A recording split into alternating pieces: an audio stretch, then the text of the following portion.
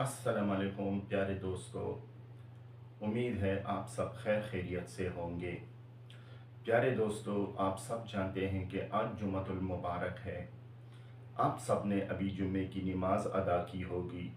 ज़ाहिरी बात है, हर मस्जिद में आज के दिन मौलाना साहब ने बेहतरीन किस्म का खुतबा और बयान सुनाया होगा आपको। आज हमारे मस्जिद में हमारे मुफ्ती साहिब ने जिस टॉपिक पर बात की, जिस बात पर आज उन्होंने खुतबा दिया, वो निहायत ही अहम और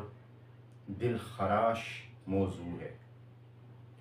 आप सब नमाज अदा करते हैं, किस लिए? आप कुरान पाक पढ़ते हैं, किस लिए? आप इस्लाम में अच्छे अच्छे काम करते हैं, किस लिए? सिर्फ अपने रब को राज़ी करने के लिए। आप सदका देते हैं, हज अदा करते हैं, किस लिए? सिर्फ अपने रब को राज़ी करने के लिए, ताकि रोज़े क़यामत, रोज़े महशर और कब्र की ज़िंदगी में आपको कामयाबी मिल सके।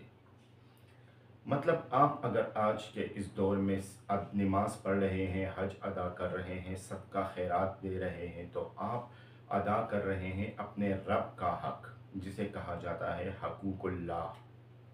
लेकिन प्यारे दोस्तों, क्या आप जानते हैं हकूकुल्लाह पर हमें कभी भी जन्नत नहीं मिल सकता। हकूकुल्लाह का ताल्लुक़ हमारे पाक परवरदिगार से है, जो कि निहायत रहम करने वाला और दिलों के भेद जानने वाला है। अगर हमारे आमाल अच्छे ना हो, अगर हम अल्लाह के हकूक़ अदा ना करें, अगर हम कुरान पाक की तिलावत ना करें, अगर हम रोज़े ना रखें, अगर हम ताकत और वसाइल के होते हुए भी हज का फरीज़ा सरअंजाम ना दें, अगर हम नमाज भी ना पढ़ें, तब भी अल्लाह ताला अगर चाहे हम पर रहम करके, हम पर फजल करके हमें जन्नत ले जा सकते हैं, हमारे तमाम गुनाह माफ़ हो सकते हैं, हकूकुल्लाह माफ़ हो सकता है। लेकिन सबसे बढ़ के जो चीज़ है जिसकी माफ़ी बिल्कुल नहीं हो सकती, वो है प्यारे दोस्तों हकूकुल इबाद। हकूकुल इबाद एक ऐसा मसला है, एक ऐसा हक है, जिसको अगर अदा ना किया जाए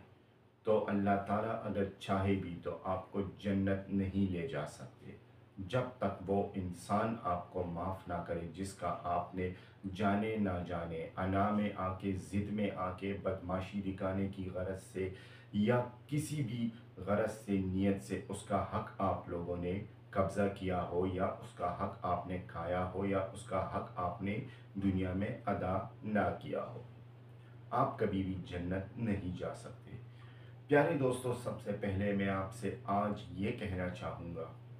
कि ये वीडियो आज की ज़रूर लंबी हो जाएगी, क्योंकि आज का जो टॉपिक है ऐसा टॉपिक है जिस पे हम 2, 3, 4, 5 घंटे भी अगर बात करना चाहें तो कर सकते हैं। आज के इस टॉपिक में हज़ारों नहीं लाखों बातें आती हैं, जिसमें हम लाखों तरीक़ों से लोगों के हकूक़ ज़ब्त कर रहे होते हैं, और उन हकूक़ को खाने के लिए हमारे पास बेहतरीन बहाने भी होते हैं, बेहतरीन फतवे भी होते हैं, जो हम ख़ुद अपने आप के लिए जारी करते हैं, जो कि हमारे अंदर बैठा हुआ शैतान, हमारे अंदर गंदा ज़मीर जो होता है, वो हमें बताता है कि ये फ़तवा जारी कर दो, ये फ़तवा जारी कर दो, जबकि हम इस्लाम की तरफ रुख करने का सोचते ही नहीं। तो दोस्तों, हकूक़ुल इबाद क्या होता है? हकूक़ुल इबाद का मतलब क्या है? हकूक़ुल इबाद का मतलब है बंदों के हकूक़, या इंसानों के एक दूसरे पर जो हकूक़ हैं। इस्लाम में इबादत अल्लाह के साथ ताल्लुक़ जो होता है, के साथ साथ इंसानी हकूक़ का अदा करना भी निहायत ही ज़रूरी होता है। ये हकूक़ वो ज़िम्मेदारियाँ हैं हम पर, जो हर इंसान दूसरे इंसानों के ज़िम्मे लगाता है या छोड़ता है। ये हकूक़ हम अपने पड़ोस में भी हमारे होते हैं, फैमिली में भी होते हैं, सोसाइटी में भी होते हैं, और आम लोगों के भी हम पर हकूक़ होते हैं और हमारे उन पर होते हैं।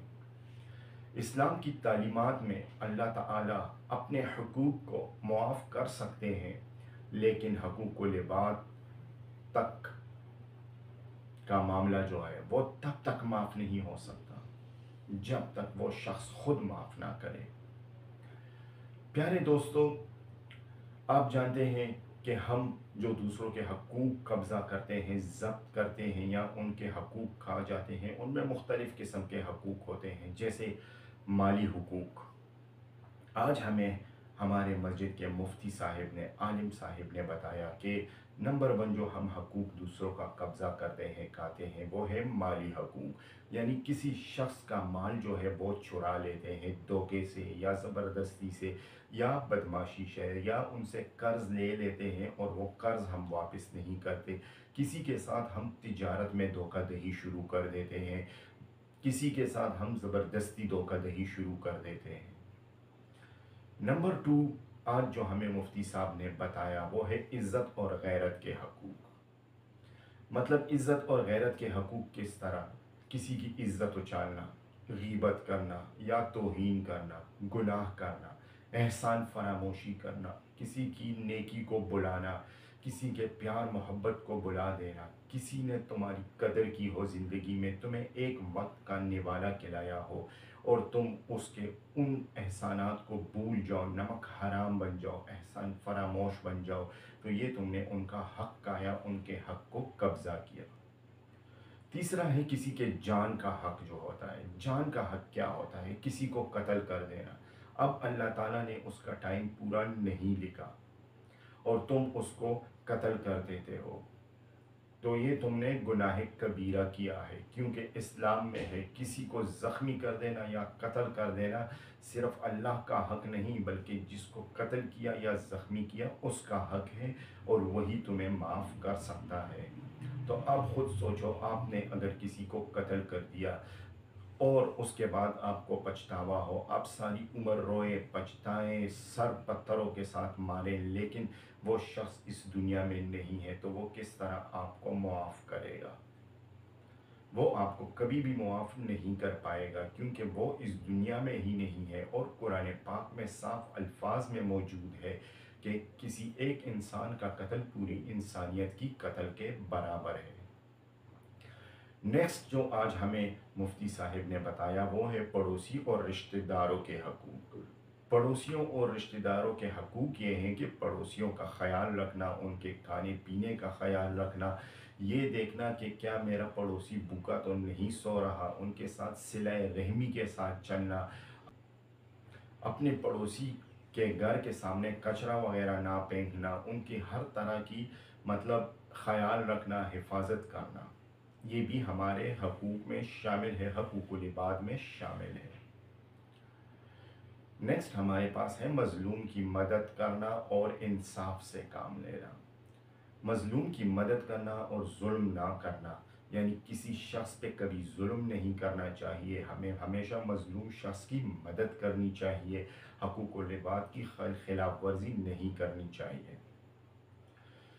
اس کے علاوہ پیارے دوستو، جو پبلک ریسورسز ہوتے ہیں جیسے پانی وغیرہ، سڑک وغیرہ، مسجد وغیرہ، اس کا غلط استعمال نہیں کرنا چاہیے، پبلک پارک یا مسجد وغیرہ کو نقصان نہیں پہنچانا چاہیے۔ نیکسٹ جو آج ہم نے سیکھا جمعے کے خطبے میں وہ یہ ہے قرآن اور حدیث کی رہنمائی کرنا۔ مطلب حدیث میں ہے کہ اللہ تعالیٰ حقوق العباد کو تب تک معاف نہیں کرے گا جب تک بندہ خود معاف نہ کرے، تو ہمیں چاہیے کہ ہم ہمیشہ دوسروں کے حقوق کا خیال رکھیں۔ سورہ الحجرات اور سورہ النساء میں مسلمانوں کو ایک دوسرے کا عزت اور حقوق ادا کرنے کا حکم دیا گیا ہے۔ حقوق العباد انسانوں کا ایک دوسرے پر حق ہے، یہ حقوق ادا کرنا ایمان کا بنیادی حصہ ہے۔ مالی، اخلاقی، پڑوسی اور انصاف کا معاملات اس میں شامل ہیں۔ ان کا تکلف اللہ تب تک معاف نہیں کرتا جب تک جس کا حق مارا گیا ہے وہ معاف نہ کرے۔ پیارے دوستو، اس کے علاوہ آج کے خطبے میں ہمارے مفتی صاحب نے بہن بھائیوں کے تعلقات کے متعلق بتایا۔ بہن بھائیوں کے ایک دوسرے پر کیا حقوق ہیں، क्या ذمہ داریاں ہیں ایک ایسے بھائی کی جو کہ کما رہا ہے، ایک ایسی بہن یا ایسے بھائی کے ذمے جو بے روزگار ہے، چاہے وہ شادی شدہ ہے یا غیر شادی شدہ ہے، چاہے اس کے بچے ہیں یا بچے نہیں ہیں۔ پیارے دوستو، اسلام اور انسانی اخلاق دونوں یہ سکھاتے ہیں کہ بھائی بہن ایک دوسرے کے لیے محبت، عزت اور مدد کا ذریعہ بنے۔ یہ حقوق صرف ایموشنل سپورٹ تک محدود نہیں، بلکہ مالی، اخلاقی اور سوشل ذمہ داریوں کو بھی شامل کرتے ہیں۔ اگر آپ دیکھتے ہیں کہ میری ایک بہن نے پھٹے ہوئے چپل پہنے ہیں، وہ کسی روزگار پہ نہیں ہے، اور آپ روزگار پہ ہیں، آپ کما رہے ہیں یا کما رہی ہے، اور آپ آنکھیں بند کر کے صرف اپنی تنخواہ لے رہے ہیں، اور آپ صرف اپنے پسندیدہ بہن یا پسندیدہ بھائی کا خرچہ اٹھا رہے ہیں، تو جان لیجئے، یہ جان لیجئے کہ آپ بھی جہنم کی طرف جا رہے ہیں۔ کیونکہ اگر وہ بھائی یا بہن آپ سے بڑے ہیں یا چھوٹے ہیں، لیکن انہوں نے زندگی میں کبھی نہ کبھی آپ کی بھی خدمت کی ہوگی، اور آج جب آپ کمانے کے قابل ہیں اور آپ کے سامنے آپ کے بھائی یا بہن کے جسم پہ پھٹا ہوا کپڑا ہے، پاؤں میں ٹوٹے ہوئے جوتے ہیں، تو یہ آپ کا فرض بنتا ہے کہ آپ اپنی تنخواہ میں سے کچھ حصہ انہیں بھی ادا کریں، نہ کہ صرف اپنی پسندیدہ بہن یا پسندیدہ بھائی پہ خرچ کریں۔ اس کے علاوہ محبت اور عزت ایک دوسرے کو بھائی بہنوں کو دینی چاہیے۔ ہمیشہ ایسا رشتہ رکھنا چاہیے ایک دوسرے کے ساتھ کہ درمیان میں کوئی تیسرا آ کے آپ کے درمیان کوئی ایسی شیطانی نہ کر دے کہ آپ کے تعلقات خراب ہو جائیں۔ ہمیشہ ایک دوسرے کو سپورٹ کرنا چاہیے، مالی لحاظ سے سپورٹ کرنا چاہیے۔ اگر ایک بھائی یا بہن مشکل میں ہو اور دوسرا افورڈ کر سکتا ہے، تو اسے چاہیے کہ وہ اس کا خرچہ اٹھائے، اس کی مدد کرے۔ اگر ایک بہن کی تعلیم کے لیے بھائی فیس ادا کرے یا بھائی کا بزنس مشکل میں ہو، تو بہن اخلاقی یا فائنانشل مدد کر سکتی ہے۔ مشکل وقت میں ساتھ دینا، بیماری، غم یا فیملی پرابلم میں ایک دوسرے کا سہارا بننا چاہیے۔ صلہ رحمی سے کام لینا چاہیے بھائی بہن کو بھی ایک دوسرے کے ساتھ۔ اب جیسے یہاں میں آپ کو ایک ایگزامپل کے طور پہ سمجھاتا ہوں، میں نے اپنے ریلیٹیوز میں، تقریباً ریلیٹیوز کہہ سکتے ہیں، محلے میں ہے، ایک ہی محلہ ہے، تو ریلیٹیوز بھی آپ سمجھ سکتے ہیں، بھائی چارہ ہوتا ہے، تو ان میں دیکھا ہے ایک بہن شادی شدہ، دوسری بہن گورنمنٹ سرونٹ، تیسری بہن ایجوکیشن کر رہی ہے۔ اب جو گورنمنٹ سرونٹ ہے وہ سارا پیسہ اٹھا کے صرف اسی پہ خرچ کر رہی ہے جو کہ ایجوکیشن کر رہی ہے۔ یہاں پہ اگر آپ دیکھیں تو یہ بہن ہمارے مفتی صاحب کے جتنے آج بیان تھے اس کے مطابق یہ بہن جو ہے، جو سرونٹ ہے، یہ اپنی باقی بہنوں اور بھائیوں کا حق کھا رہی ہے۔ یا تو آپ اپنی سیلری اٹھا کے ساری کی ساری کسی مسجد کو وقف کر دو، یا اپنے لیے وہ سیلری کسی بینک میں رکھو، یا اگر آپ نے کسی ایک پہ خرچہ کرنا ہے تو آپ یہ دیکھو کہ آپ کے کتنے بہن بھائی ہیں، چاہے وہ میرڈ ہے یا ان میرڈ ہے، یہ ایک الگ ٹاپک ہے۔ ضروری نہیں کہ شادی ہو گئی تو بیڑا غرق۔ ہو سکتا ہے اس کی شادی ہو گئی، ٹھیک ہے، اس کا شوہر بے روزگار ہو سکتا ہے اس کا شوہر چرسی ہو، پوڈری ہو، یا وہ کمانے کے قابل نہ ہو، تو اس کا یہ مطلب تو نہیں کہ آپ اس بہن کو چھوڑ دو۔ آپ کو چاہیے کہ اگر آپ اپنی سیلری میں سے اپنی کسی بھی پسندیدہ بہن کے لیے کپڑے خریدتی ہو، جوتے خریدتی ہو، تو آپ کو چاہیے آپ اس بہن کی طرف بھی رجوع کرو جس کا یا تو شوہر بے روزگار ہے، یا مر چکا ہے، یا چرسی ہے، یا پوڈری ہے، اور اس کے لیے بھی لو، کیونکہ آپ کی تنخواہ صرف آپ کی نہیں ہے۔ اسلام کے مطابق اس میں تمام بہن بھائیوں کا حق ہے، یا تو ایک کو بھی مت دو، یا اگر ایک کو دینا ہے دوسرے کو نہیں دینا، تو یہ آپ ظلم کر رہے ہو یا کر رہی ہو۔ اور اس کا کھلا ثبوت اسلامک لحاظ سے یہی ہے کہ اسلام میں ہے ماں باپ کسی ایک بیٹے کو جائیداد سے محروم کر کے باقیوں کو جائیداد نہیں دے سکتی، یا بیٹیوں کو محروم کر کے بیٹوں کو نہیں دے سکتے، سب کو اپنا حق دینا ہوگا۔ اس بات سے ظاہر ہوتا ہے کہ جب اسلام میں ہر کسی کا اپنا حق مقرر ہے تو اسی طرح اگر آپ ایک بہن کما رہی ہو یا ایک بھائی کما رہا ہے تو وہ صرف اپنے پسندیدہ بہن یا پسندیدہ بھائی پہ خرچ نہ کرے، بلکہ اس میں سے وہ سب کا حصہ الگ نکالے، سب کو اپنا اپنا حصہ دے۔ آج سے پہلے اگر آپ نے اس طرح کا ظلم کیا ہے کسی بھی بھائی نے یا کسی بھی بہن نے، تو جائیں جن کے ساتھ کیا ہے دل سے ان سے معافی مانگے، ان سے کہیں کہ وہ آپ کو معاف کرے، درگزر کریں آپ کو۔ آپ اپنی اس غلطی پر، اس گناہ پر فوراً معافی مانگیے، ہو سکتا ہے وہ آپ کو دل سے معاف کر دے، اور اگر آپ معاف ہو گئے تو آپ کی نمازیں قبول ہونا شروع ہو جائیں گی۔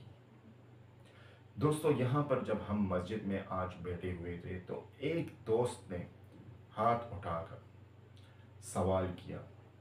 مفتی صاحب سے کہ مفتی صاحب، اسلام کی تعلیمات کے مطابق اگر کوئی بھائی یا بہن اپنی سیلری میں سے ایک بھائی یا بہن پر خرچ کرے لیکن دوسرے بھائی یا بہن کی مشکل حالات کے باوجود اس کی مدد نہ کرے، یہ جانتے ہوئے بھی کہ اس کے جسم پر پٹا ہوا کپڑا ہے، پٹا ہوا حجاب ہے، پٹے ہوئے جوتے ہیں، تو اسلام میں ایسے لوگوں کے متعلق کیا کہا گیا ہے؟ تو قاری صاحب نے، مفتی صاحب نے ان کی رہنمائی کے لیے قرآن اور حدیث کی روشنی میں بتایا کہ قرآن پاک سورہ البقرہ، جو کچھ خرچ کرتے ہو تم وہ اپنے والدین، قرابت داروں یعنی رشتہ داروں، یتیموں، مسکینوں اور مسافروں پر کرو۔ تمہارے پیسے پر تمہارے ارد گرد جتنے لوگ موجود ہیں ان سب کا حق ہے، اگر وہ پیسہ تم سے اضافی ہے۔ تم سے اضافی کا مطلب تمہاری اپنی ذات سے اضافی ہے، یہ کہہ کر تم لوگ آزاد نہیں ہو سکتے اس گناہ سے کہ میرے پاس ایکسٹرا پیسے نہیں تھے، میں 1,00,000 کماتا تھا یا کماتی تھی، جس میں سے 50,000 میری بیوی کے میک اپ پہ لگ جاتے تھے، 20,000 میں باپ کو دے دیتی تھی، 10,000 میں ماں کو دے دی تھی، اور 20,000 میں اپنی چھوٹی بہن کی یا چھوٹے بھائی کی تعلیم یا خرچوں پہ خرچ کر دیتی تھی۔ اس چیز سے تم نہیں بچ سکتے، تمہاری ذات سے اضافی، یعنی اگر یہ 1,00,000 روپے تم اپنے ذات پہ استعمال نہیں کر رہے یا نہیں کر رہی تو یہ پیسے تم سے سارے ایکسٹرا ہیں۔ تم جو کھاتی ہو، جو پیتی ہو، جو پہنتی ہو، یا اپنے لیے، اپنی شادی کے لیے جو جمع کرتے ہو یا کرتی ہو، وہ تمہاری ذات ہے۔ اس کے علاوہ گھر کے اخراجات، بھائی بہن، ان پہ خرچ کرنا، یہ سارا ایکسٹرا ہے۔ تو اپنے آپ کی اصلاح کیجئے، خدا را گناہوں سے بچیے۔ صحیح بخاری المسلم میں ہے، نبی صلی اللہ علیہ وآلہ وسلم نے فرمایا، جو شخص رشتہ توڑتا ہے وہ جنت میں نہیں جائے گا، اور جو شخص تمہارا صدقہ تب تک پورا نہیں ہوتا جب تک تم قرابت داروں کا خیال نہیں رکھو گے۔ اللہ کی نظر میں تمہارا مقام کم ہوگا۔ نا انصافی اور غفلت سے اگر تم کام رہے ہو اور تمہارا رویہ، تمہاری محبت، تمہارے دل میں درجہ مقام ایک بھائی کے لیے ایک جیسا ہے، دوسرے کے لیے دوسرے جیسا ہے، تو تم جہنمی ہو۔ اگر تم ایک بھائی کی خاطر دوسرے بھائی کے ساتھ جھگڑا کرتے ہو، اس سے تعلق توڑتے ہو، ایک بہن کی خاطر وہ دوسری بہن کے احسانات کو بلا کے اس کے ساتھ جھگڑا کرتی ہو، تعلق توڑتی ہو، تو تم ہم میں سے نہیں ہو۔ تو کیوں اپنے آپ کو، اپنی قبر کو کیڑے مکوڑوں اور عذاب کا گہوارہ بنانا چاہتے ہو؟ پیارے دوستو، ہر انسان کو، خواہ تمہارا بھائی ہو، بہن ہو، اس کو برابر کا حق ادا کرو۔ ضروری نہیں کہ تمہارا ایک بھائی شادی شدہ ہے تو وہ چاہے بھیک مانگے، چاہے اپنے جسم کے اعضاء فروخت کرے، چاہے اسمگلنگ کرے، لیکن وہی اپنے بیوی بچوں کا ذمہ دار ہوگا۔ ضروری نہیں کہ تمہاری ایک بہن جس کی شادی ہو چکی ہے اور اس کا شوہر بے روزگار ہے، کام کرنے کے قابل نہیں، چرسی ہے، پوٹری ہے، یا اس کے پاس کوئی کام ہے نہیں، یا اسے کام نہیں مل رہا، تو تم یہ اسے کہو کہ تمہارا ذمہ دار تمہارا شوہر ہے۔ تو اگر اس کا ذمہ دار اس کا شوہر ہے، بھائی اپنی بیوی اور بچوں کا خود ذمہ دار ہے، تو پھر تمہاری بہن یا تمہارا وہ بھائی جس کا خرچہ تم خود اپنی خوشی سے اٹھا رہے ہو، وہ بھی تو تم سے پیدا نہیں ہوا، اس کا ذمہ دار بھی تمہارا باپ ہے، تمہاری ماں ہے، تم نہیں ہو، کیونکہ وہ تم سے پیدا نہیں ہوئے۔ تمہیں اگر اتنا ہی زیادہ تمہارے دل میں شوق ہے بچے پالنے کا، شادی کرو، اپنے بچے پالو، اس پہ اس ٹائم اس وقت تم سے کوئی بھی بھائی بہن شکوہ نہیں کر سکتا، اس ٹائم تم سے کوئی بھی بھائی بہن کے حق پہ تمہیں پروردگار عالم نہیں پکڑے گا، کیونکہ پھر تمہاری اپنی اولاد ہوگی۔ لیکن اگر تم ایک کا ہاتھ تھام کر اس کو سہارا دیتے ہو اور دوسرے کی طرف دیکھتے نہیں ہو، تو تم اپنی قبر میں اپنے لیے خود کیڑے مکوڑوں کا انتظام کر رہے ہو۔ اس کے علاوہ پیارے دوستوں، آج ہمارے مفتی صاحب نے ایک زبردست بات بیان میں شامل کی، جو کہ ہے ایک باپ کے متعلق۔ اب وہ بیان کیا ہے اور انہوں نے کیوں شامل کیا؟ کیونکہ ایک ساتھی نے ہاتھ کھڑا کر کے ان سے سوال کیا، اگر ایک باپ اپنی کسی ایک شادی شدہ یا غیر شادی شدہ اولاد پر خرچ نہ کرے اور صرف ایک اولاد پر اپنا مال خرچ کرے، ایک اولاد کو اہمیت دے، ایک اولاد کے ساتھ اپنے پروگرام فنکشنز منائے، خوشیاں شیئر کرے، اپنے جذبات شیئر کرے، ایک اولاد کے گھر آنا جانا زیادہ کرے اور دوسرے اولاد کو نظر انداز کرے، ایک اولاد کو زیادہ چیزیں دے، دوسری اولاد کو کچھ نہ دے، تو قرآن کی روشنی میں ایسے باپ کا کیا انجام ہے؟ چاہے وہ باپ 5 وقت کا نمازی ہو، تہجد گزار ہو، قرآن پاک کی تلاوت کرنے والا ہو، ایسے باپ کے متعلق قرآن اور اسلام میں کیا احکامات موجود ہیں؟ پیارے دوستوں، اسلام میں جو اس قسم کے باپ کے لیے کہا گیا ہے، وہ مفتی صاحب نے اپنے الفاظ میں بیان کرنا شروع کیا۔ مفتی صاحب نے کہا، اسلام میں والدین اور اولاد کے حقوق اور ان کے درمیان انصاف پر بہت زور دیا گیا ہے۔ باپ کا فرض ہے کہ وہ سب اولاد کے ساتھ برابری اور انصاف کا رویہ اختیار کرے اور سلوک کرے، چاہے کوئی شادی شدہ ہو یا کوئی غیر شادی شدہ ہو۔ پیدا تمہیں سے ہوئے ہیں، تو جب تم سے پیدا ہوئے ہیں تم پر ان کے حقوق برابر ہیں۔ یہ نہیں کہ اگر تمہاری 2 بیٹیاں شادی شدہ ہیں تو ایک بیٹی کے گھر تم ہر دوسرے دن جاؤ اور دوسری بیٹی کے گھر تم مہینے 3 4 5 6 یا 1 سال کے اندر ایک دفعہ جاؤ، تو یہ تم اس بیٹی کا حق کھا رہے ہو۔ اگر تم بیمار ہو، تم معذور ہو، تم مفلوج ہو، تو تمہیں اس ایک بیٹی کے گھر بھی نہیں جانا چاہیے۔ لیکن اگر تم ایک جگہ جا رہے ہو تو دوسری جگہ جانا تم پہ فرض ہے، اپنی بیٹی کا پتہ کرنا کہ وہ کس حال میں ہے، وہ کچھ کھا رہی ہے یا نہیں کھا رہی، اسے کچھ کھانے پینے کو ملتا ہے صحیح یا نہیں ملتا۔ اگر نہیں ملتا تو جس طرح تم اپنی باقی اولاد پہ خرچ کر رہے ہو، اس بیٹی کا بھی تم پہ حق ہے۔ اور اگر تم اس حق سے آزاد ہونا چاہتے ہو تو اللہ کی تلوار اٹھا کے کسی بھی مفتی صاحب کے پاس جا کر بیٹھو اور اپنے جائیداد کی تقسیم کر کے اس بیٹی کو اس کا حصہ دو، پھر تم اس کی ذمہ داری سے آزاد ہو جاؤ گے۔ لیکن یہاں پہ کیا ہوتا ہے، ایک بیٹی کو روزانہ کے حساب سے 100 200 300 روپے کے فروٹ، دودھ، چپس، بادام، یہ چیزیں کھلائی جا رہی ہیں، جبکہ دوسری بیٹی کے گھر سال 2 سال میں ایک دفعہ جایا جاتا ہے، اس میں بھی اس کا حق ادا نہیں کیا جاتا۔ ایک سچے مسلمان اور سچے اللہ کو ماننے والے انسان باپ کی نشانی یہ ہے، وہ کیا کرتا ہے، وہ اگر ایک بیٹی کے گھر، چلے ٹھیک ہے، یہ مان لیتے ہیں کہ ایک بیٹی کی شادی کراچی میں ہوئی ہے، دوسری کی شادی اسی محلے میں جہاں باپ رہتا ہے، تو جس بیٹی کے گھر میں جو تمہارے محلے میں رہتی ہے اس کے گھر میں تم روز جا رہے ہو، اس کو روزانہ اس کے گھر جاتے ہو، تم مثال کے طور پہ 10 روپے کی چیز لے جاتے ہو، تو وہ 10 روپے اپنے پاس کسی ڈائری میں لکھو، اور جب تم 1 سال بعد اس دوسری بیٹی کے گھر جاؤ جو کہ کراچی میں ہے، تو وہ ٹوٹل کرو، 1,000 بنے، 2,000 بنے، 10,000 بنے، 1,00,000 بنے، وہ پیسے اپنے ساتھ اٹھا کے لے جاؤ، اس بیٹی کے ہاتھ پہ رکھ دو کہ یہ تمہارا حق میرے پاس اس 1 سال میں بنتا تھا، یہ میں تمہیں ادا کرنے آ گیا، تاکہ روز قیامت اپنے پروردگار کے سامنے سرخرو ہو کے اٹھ سکو۔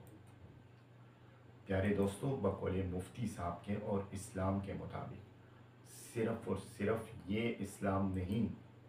تم نے آنکھ کھولی، تم نے سردی گرمی نہ دیکھتے ہوئے وضو کیا، تم مسجد گئے، تم نے فرض نماز ادا کی، تم نے قرآن پاک پڑھا، تم نے تہجد پڑھا تو تم جنتی ہو گئے۔ حقوق العباد از ویری کمپلسری، حقوق العباد بہت ضروری ہے حقوق اللہ کے مقابلے میں۔ سورہ نحل میں ہے، بے شک اللہ عدل، احسان اور قرابت داروں کو دینے کا حکم دیتا ہے۔ یہ آیت صاف طور پر صاف اور کھربت کے حقوق ادا کرنے کا حکم دیتی ہے۔ سورہ الحجرات میں ہے، مومنین بائی بائی ہیں، پس اپنے بھائیوں کے درمیان صلح کرو اور اللہ سے ڈرو تاکہ تم پر رحم کیا جائے۔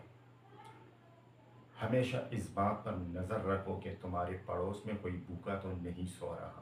تو اسلام جیسے وسیع دین میں جس میں پڑوسیوں کے بارے میں کہا گیا ہے کہ اگر تمہارا پڑوسی بھوکا پیٹ سو گیا اور تم نے پیٹ بھر کے کھایا تو یہ تم نے ایک عظیم گناہ کیا، تو ایسے دین میں اگر ایک باپ اپنی ایک بیٹی کے ساتھ ظلم کرے، ایک بہن اپنی دوسری بہن کے ساتھ اس طرح کرے، تو اس کی معافی کس طرح ہو سکتی ہے؟ لیکن افسوس ہمارے پاس یہاں پہ فتوے بہت زیادہ آ جاتے ہیں، جن میں سے بعض فتوے ہمیں ابلیس دیتا ہے کہ چھوڑو، دفع کرو یار، اس کا دماغ خراب ہے میری اس بہن کا، یہ تو شادی شدہ ہے، اپنے شوہر سے مانگے، میں کیوں دوں اس کو، چھوڑو یار، وہ تو ہمارے گھر میں اب نہیں رہتی۔ اگر ہمارے گھر میں کوئی فنکشن ہے، کسی چھوٹے بچے کی سالگرہ ہے، میری ہے، میرے باپ کی ہے، کسی کی بھی ہے، تو اس کیک پہ جو کہ کیا ہے 300-400 روپے کی چیز، اس پہ صرف میرا حق ہے یا میرے باپ کا یا ہم جو گھر میں رہ رہے ہیں ان لوگوں کا، وہ تو شادی شدہ ہے۔ تو اللہ کے بندو، وہ شادی شدہ ہے لیکن ان کی پیرنٹل سٹیٹس جو ہے وہ تو چینج نہیں ہوا رہا ہے، تو اسی باپ کی بیٹی، اسی باپ کا بیٹا۔ اگر اس طرح زندگی گزرتی تو آج دنیا میں کسی بھی جگہ پہ بھائی چارہ نہ ہوتا، شادی کے بعد ہر انسان ایک دوسرے سے کا دشمن ہوتا، رشتہ داری ختم ہوتی۔ تو خدا را اپنے اندر سے یہ بکواس سوچ اور ابلیس کے راستے پہ چلنے کی عادات جو ہیں اس کو ختم کیجئے۔ یہ سب غلط طریقہ کار ہیں جس پہ آپ لوگ چل رہے ہیں۔ اس کے علاوہ سورہ البقرہ میں ہے، جو کچھ تم خرچ کرتے ہو وہ والدین، بہن بھائیوں، یتیموں، مسکینوں، مسافروں پہ خرچ کرو۔ یہاں پہ یہ نہیں کہا گیا، سورہ بقرہ میں کہیں بھی یہ نہیں کہا گیا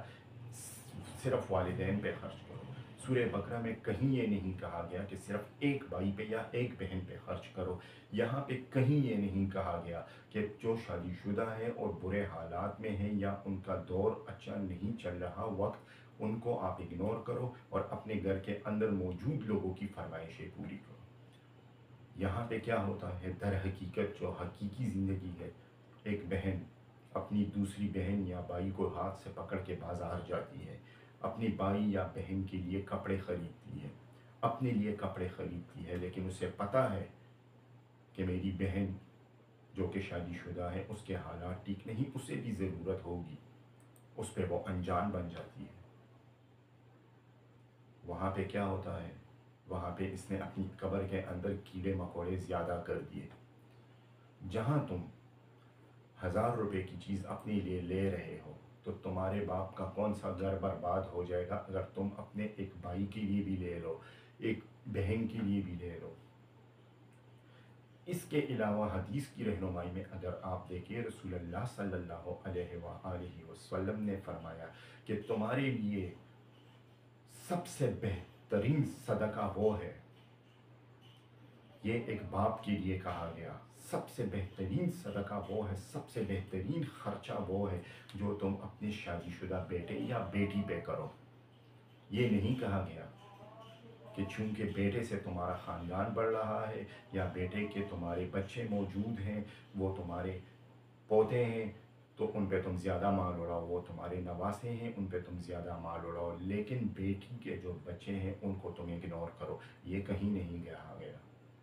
تم پہ سب کا حق برابر ہے، تمہیں اپنے پروردگار کو راضی کرنے کے لیے سب کے حقوق ادا کرنے ہوں گے۔ اگر تم سب کے حقوق ادا نہیں کرتے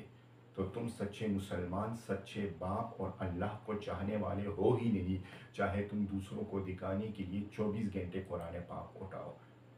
لیکن کوئی فائدہ نہیں۔ اپنی اولاد کے درمیان انصاف کرنا سیکھو۔ جب ایک صحابی نے ایک بچے کو تحفہ دیا اور دوسروں کو نہیں دیا تو رسول اللہ صلی اللہ علیہ وآلہ وسلم اس عمل سے ناراض ہوئے اور انہیں منع فرمایا کہ تم نے اپنے اس بچے کو تحفہ دیا ہے تو دوسرے کو کیوں نہیں دیا؟ یہ ناانصافی ہے، یہ ظلم ہے، اور اس ظلم کے خلاف روز قیامت میں تمہارے خلاف گواہی دوں گا۔ تو جب ہمارے پیارے نبی سرور کائنات تمہارے خلاف گواہی دیں تو تمہارے نیک اعمال، تمہاری نماز، تمہارے تہجد کا فائدہ کیا ہے؟ کیا تم مسلمان بن سکتے ہو جب رسول اللہ صلی اللہ علیہ وآلہ وسلم کی نظر میں تمہارا یہ عمل درست نہیں، یہ ظلم تصور کیا گیا ہے؟ تو پھر کس طرح تم جنت کی امید رکھتے ہو؟ ایسا باپ جو جان بوجھ کر یا دو اولادوں کو نظر انداز کرے، اس کا یہ رویہ اللہ کی نظر میں ناانصافی اور ظلم ہے۔ ہمیشہ اپنے بڑے بھائی، اپنی بڑی بہن اور اپنی اولاد کی قدر کرو، خاص کر اس اولاد کی جس اولاد سے تمہارے گھر میں بنیاد پڑی، اولاد پیدا ہونے کی، یعنی جو تمہارے سب سے بڑی اولاد ہے، چاہے بیٹا ہے یا بیٹی، ہمیشہ سب سے بڑھ کے پیار اگر تم نے فرق کرنا ہی ہے تو اس سے کرو، کیونکہ اللہ نے تم پہ جب رحم کیا تو وہ رحم تم پہ اس بیٹے یا بیٹی کی شکل میں ہوا جو سب سے پہلے تمہارے گھر میں پیدا ہوا۔ اگر اللہ چاہتا تو تمہیں ایک بھی اولاد نہ دیتا، تم کیا کر لیتے؟ آج جس اولاد پہ تمہیں غرور ہے، اگر وہی اولاد اللہ تمہیں نہ دیتا تو تم کیا کر لیتے؟ اس لیے بہترین عمل یہی ہے ایک باپ کے لیے کہ وہ برابری اور توازن سے چلے۔ ان بہانوں سے اللہ تعالیٰ کے سامنے تمہاری پکڑ ختم نہیں ہو سکتی کہ میرے پاس اتنے پیسے نہیں تھے کہ میں سب کو برابری کی نظر سے دیکھتا، میرے پاس اتنے پیسے نہیں تھے کہ ایک کے لیے میں نے کپڑے خریدے تو دوسرے کے لیے نہیں خریدے۔ ہر شادی شدہ بیٹا، خاص کر بیٹی جو کہ دوسرے کے گھر میں ہوتی ہے اور اپنے باپ کے آنے کے لیے راہ تکتی ہے، لیکن آج کل کے بے غیرت لوگ جو ہے وہ ان چیزوں پہ نہیں سمجھتے۔ اگر آپ دیکھیں، سوچیں تو ہر بیٹی ہر عید پہ، ہر خوشی کے موقع پہ، ہر غم کے موقع پہ راستے کو تکتی رہتی ہے کہ ابھی میرا باپ نظر آئے گا، میرا باپ آ رہا ہوگا، میرے لیے عید کے کپڑے، میرے لیے عید کے جوتے، یہ سب چیزیں میرا باپ لائے گا، کیونکہ میرے باپ کے پاس میرا حق پڑا ہوا ہے، میرے باپ سے میرے حق کے بارے میں پوچھا جائے گا۔